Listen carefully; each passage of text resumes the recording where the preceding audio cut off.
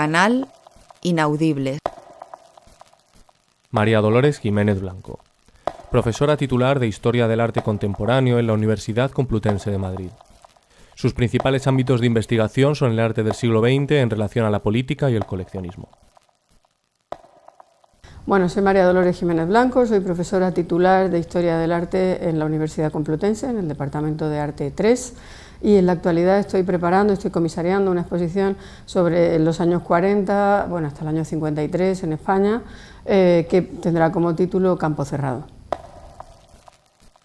Realmente escogimos el título de Campo Cerrado, que es una novela de Max Aub escrita en el exilio en el año 43, en México, pues de alguna manera porque resumía toda esa idea de autarquía, toda esa idea de cerrazón, aunque en realidad Max Aub habla sobre todo de los años que precedieron y que llevaron a la guerra civil. Nosotros lo que haremos será un poco continuar su relato donde él lo acaba y hablar de las consecuencias de esa guerra y de qué fue lo que pasó en España, pero nos referíamos también a Campo Cerrado con ese título un poco con la intención de hablar de que ha sido un campo casi cerrado para la historiografía del arte, es decir,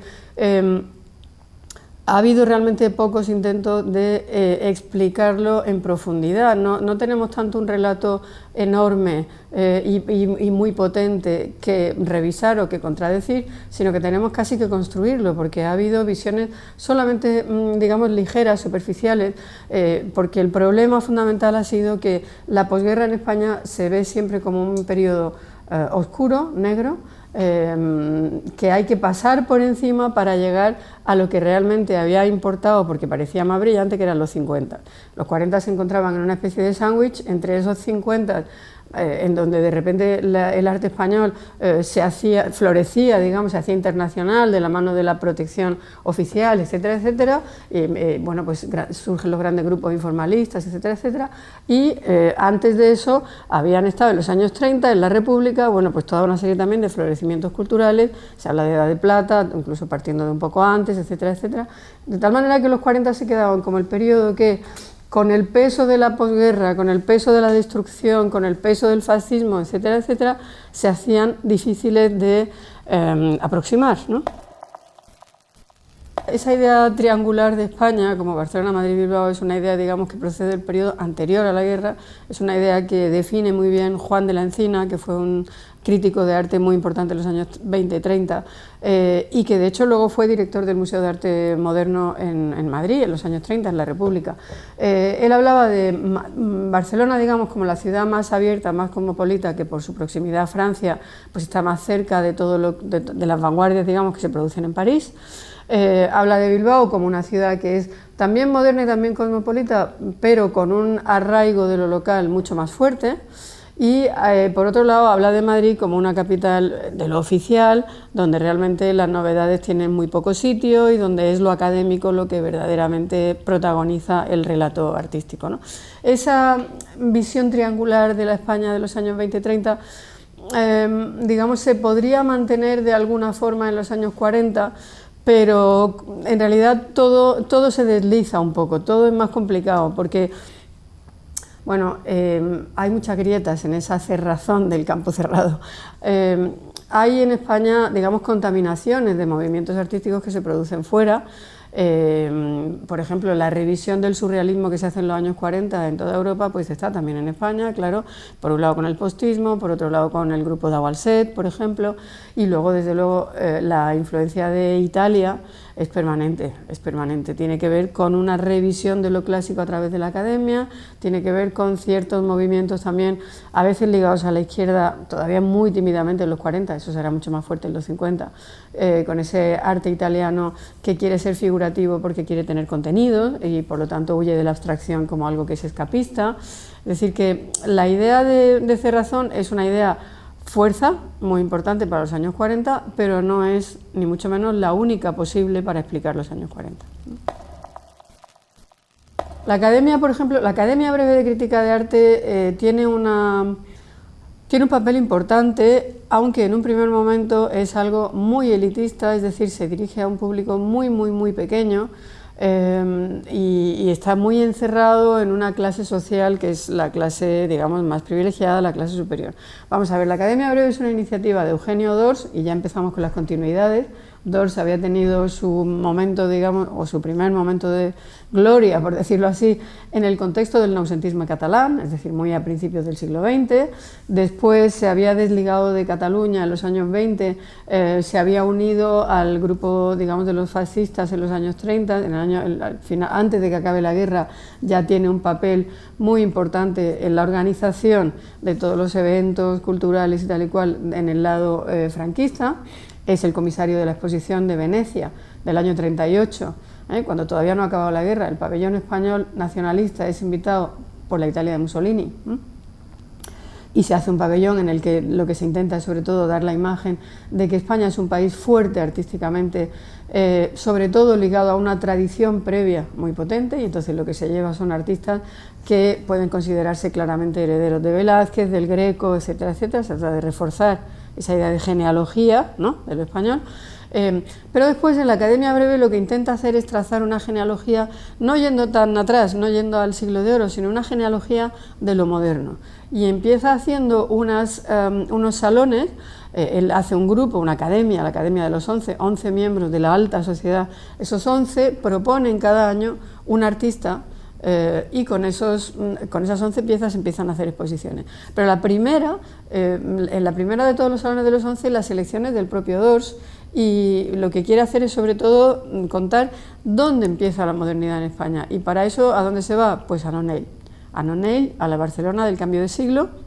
a la Barcelona que él había vivido en un primer momento, y bueno, pues él hace, digamos, derivar toda la modernidad española de esa Barcelona del cambio de siglo, por un lado de Nonell y del expresionismo de Nonell, pero por otro lado sobre todo también del noucentisme que viene después, es decir, de esa aleación, ese cruce que era el noucentisme entre clasicismo y modernidad, es decir, algo que le quitara un poco la agresividad posible a la idea de lo moderno, que lo limaba y que lo convertía en algo muy digerible para una altísima burguesía. Bueno, los encuentros de Altamira son unos encuentros solamente, no es que haya realmente, no hay una escuela artística, no hay... ¿Y cuál es la idea central? Pues la idea central es aquí no tanto alear o fundir clasicismo y modernidad, sino primitivismo y modernidad. Entonces, bueno, pues se hace todo en torno a la idea de las cuevas de Altamira como el lugar donde hay una primera expresión de esa potencia creadora del hombre, y cómo ahí tiene que estar la inspiración del arte nuevo. Entonces, eso coincide un poco con el Salón del año 49 de la Academia Breve de Crítica de Arte, y a Dors le parece que, bueno, pues ya está, ya tenemos todo el campo abierto y ya no hace falta, digamos, forzar esa, digamos, empujar esa modernidad que en España se había quedado como huérfana. La versión, digamos, clásica en la historiografía sobre los años 40 consiste en decir no pasó nada, no hubo programa, no hubo agenda. Eso tiene una parte de razón, pero no es ni mucho menos, digamos, lo único que ocurrió. Hubo una agenda clara desde el Estado, que en muchos casos prefigura lo que ocurre después en los años 50. Cuando se habla de que en los años 50, pues con gestores como Luis González Robles del Ministerio de Asuntos Exteriores se hace toda esa promoción de las vanguardias en las Bienales de Venecia, en la Bienal de Sao Paulo, pues eso de alguna manera quiso empezarse antes. Se empieza en los 40 y hay exposiciones bastante elaboradas. Por ejemplo, en el año 42 hay una exposición muy importante en Berlín, en el año 47 hay una exposición crucial en Buenos Aires, donde se quiere lanzar una imagen muy clara de la potencia del arte español. Claro que había una agenda cultural oficial. Por ejemplo,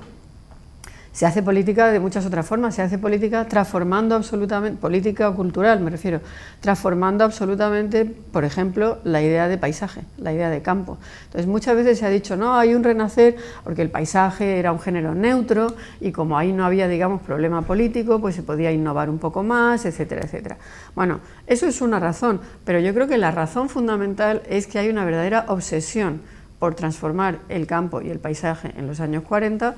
porque se necesita producir trigo, porque España está aislada, porque hay que conseguir que el campo sea lo más fértil posible y que una parte muy importante de la población, que en las ciudades lo pasa mal, se traslade al campo y, digamos, arraigue ahí, y bueno, pues se crea toda una mitología que se ve muy claramente en la pintura de la vida en el campo como lugar idílico, donde el campesino se convierte en el buen salvaje, otra vez, es decir, en un personaje, bueno, en paz con la naturaleza, en armonía con el mundo. Bueno, y se puede ver también la versión contraria, es decir, si el campo es el lugar ideal donde, digamos, la ideología oficial está empujando a la gente a irse para producir, por un lado, y por otro lado, para digamos,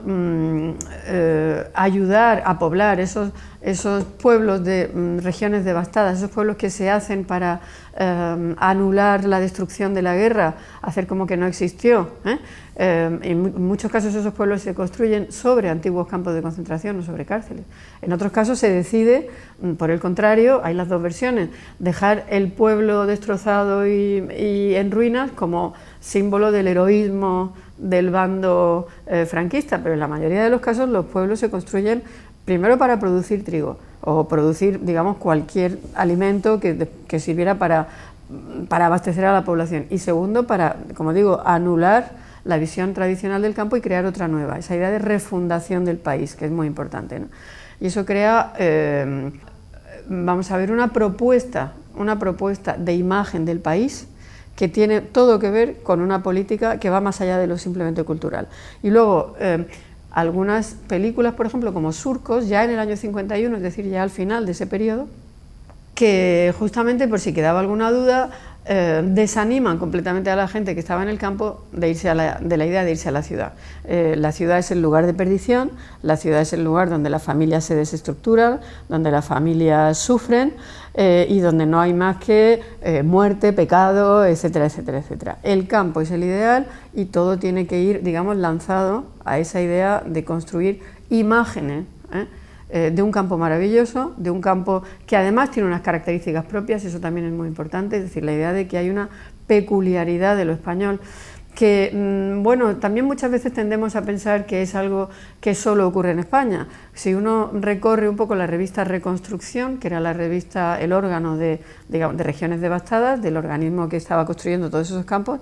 pues es muy fácil darse cuenta que a partir del final de la Segunda Guerra Mundial, esa idea de peculiaridad se aplica también a lo que ocurre en otros países. Entonces empiezan a surgir reportajes a partir del año 45 de cómo se hacen poblados nuevos en Francia, en Alemania, en Italia, en Inglaterra, en Estados Unidos, y a cada lugar corresponde un estilo distinto. Entonces nos vienen a decir, no somos los únicos que tenemos un problema de reconstrucción nacional. Toda Europa está destruida y nosotros formamos parte de ese esfuerzo por reconstruir. Y a cada lugar corresponde su tradición.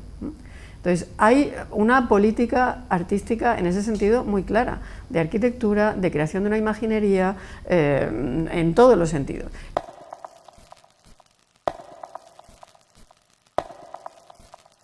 RRS, Radio del Museo Reina Sofía.